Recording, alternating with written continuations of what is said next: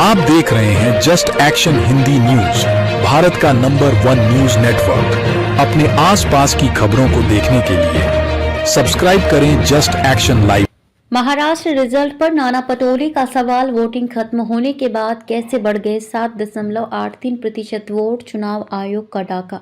महाराष्ट्र प्रदेश कांग्रेस के अध्यक्ष नाना पटोले ने सीधे चुनाव आयोग पर जनता के वोटों पर डाका डालने का गंभीर आरोप लगाया है। विधानसभा चुनाव में कांग्रेस के हारे उम्मीदवारों के साथ चुनाव परिणामों पर चर्चा के बाद कांग्रेस मुख्यालय तिलक भवन में पटोले ने प्रेस कॉन्फ्रेंस में ये आरोप लगाए। पटोले ने कहा कि महाराष्ट्र विधानसभा चुनाव में वोटों के प्रतिशत का अंतर गंभीर और चिंताजनक है। चुनाव आयोग द्वारा जारी आंकड़ों के अनुसार 20 नवंबर को मतदान के दिन शाम 5 बजे 58.22% मतदान दर्ज किया गया।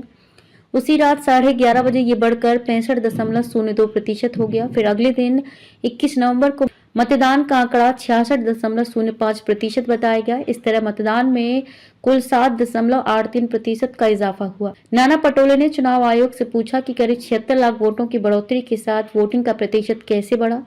उन्होंने मांग की कि चुनाव आयोग को उन सभी केंद्र का वीडियो फुटेज जारी करना चाहिए जहां वोट पड़े हैं। नाना पटोले ने मांगा सीसीटीवी फुटेज। नाना पटोले ने कहा कि मतदान के दिन शाम 5 बजे के बाद मतदान प्रतिशत में बढ़ोतरी को देखते हुए मतदान केंद्र पर लंबी कतारें लगी होंगी। चुनाव आयोग को सबूत के साथ बताना चाहिए कि राज्य के कितने निर्वाचन क्षेत्रों में वोटरों की ऐसी लंबी कतारें थी।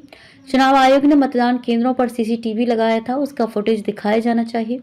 चुनाव आयोग के प्रेस कॉन्फ्रेंस न करने पर उठाए सवाल, पटोले ने कहा कि मतदान के बाद चुनाव आयोग आमतौर पर प्रेस कॉन्फ्रेंस कर जानकारी देता है, लेकिन इस बार आयोग ने प्रेस कॉन्फ्रेंस क्यों नहीं की। देश भर के विभिन्न क्षेत्रों के विशेषज्ञों ने बड़े वोटों पर संदेह जताया है।